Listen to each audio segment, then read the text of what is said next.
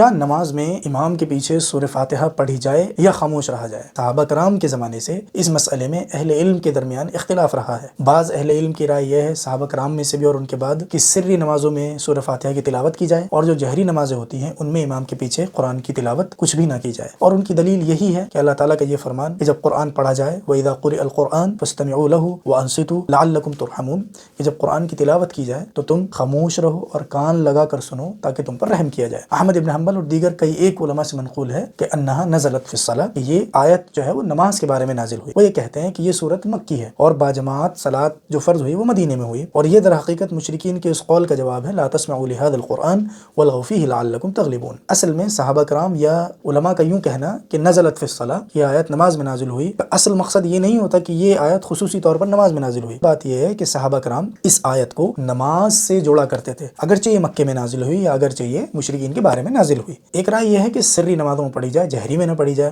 دوسری رائے یہ ہے کہ سری اور جہری دونوں نمازوں میں پڑھی جائے، چونکہ عبادہ بن صامت کی جو روایت ترمذی اور ابو داؤد میں ہے، جس کو اہل علم نے حسن صحیح قرار دیا ہے، اس میں یہی ہے کہ آپ نے ایک صلاۃ سے فارغ ہونے کے بعد پوچھا کیا تم میرے پیچھے کچھ پڑھتے ہو؟ صحابہ نے کہا یا رسول اللہ ہم ام الکتاب پڑھتے ہیں، وَإِنَّ لَنَحُذُّ حَظًّا، جلدی جلدی پڑھتے ہیں تاکہ ہم سورہ فاتحہ پوری کر لیں۔ تو آپ نے انہیں فرمایا لا تفعلوا، ایسا نہ کیا کرو، الا بأم القرآن، سورہ فاتحہ کی تلاوت کر لیا کرو، فإنه لا صلاۃ لمن لم يقرأ بها، چونکہ جو شخص سورہ فاتحہ نہ پڑھے اس کی صلاۃ نہیں ہوتی۔ تیسری رائے احناف کی ہے جو کہتے ہیں من کان له امام فقراءۃ الامام قراءۃ اللہ، کہ جس کا کوئی امام ہو تو امام کی قراءت ہی مقتدی کی قراءت ہے۔ اس حدیث کے بارے میں اہل علم نے کلام کیا ہے، بعضوں نے اسے صحیح کہا ہے۔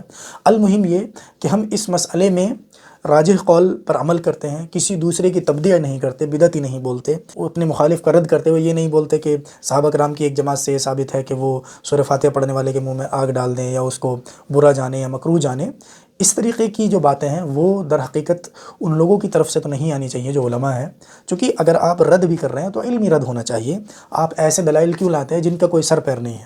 چونکہ یہ جتنی بھی روایات ہیں یہ سندن یا تو بہت زیادہ کمزور ہوتی ہیں، بہت زیادہ، یا کچھ ان صحابہ پر گھڑی گئی ہیں روایات، کہ جیسے کہ حضرت عمر سے نقل کیا جاتا ہے کہ وہ سورہ فاتحہ پڑھنے والے کے منہ میں آگ رکھ دینے کے قائل تھے۔ آپ جو ہے علمی انداز میں بتائیں کہ ان کے دلائل ہیں اور ہم نے اس سے مستدل پکڑا ہے، لہذا ہمارے نزدیک یہ عمل راجح ہے۔ ایسا نہ ہو کہ آپ کی بات سننے کے بعد سامنے والا یہ سمجھے کہ وہ تو جہنمی ہو اور ان کے منہ میں آگ بھر دی جائے۔ امام بخاری، امنا عائشہ، عبد الرحمن الاعرج اور علماء اہل حدیث کی ایک رائے یہ ہے کہ تمام نمازوں میں سورہ فاتحہ پڑھنا فرض اور واجب ہے۔ کوشش کی جائے کہ سکتات میں تتبع کر لے، الحمدللہ رب العالمین، امام نے پڑھا آپ پڑھ لیں الحمدللہ رب العالمین، تو اس طرح آپ خاموش بھی رہ لیتے ہیں اور سنت پر عمل بھی ہو جاتا ہے۔ اور بعضوں نے کہا کہ ہلکے سے کوئی چیز پڑھنا یہ سننے اور خاموش رہنے کے قائم مقام ہی ہے، چونکہ جب آپ خاموش رہ کر کسی کی بات سنتے ہیں تو وہ یہ نہیں کہتا کہ آپ چپ ہو جائیے۔ واللہ تعالی عالم۔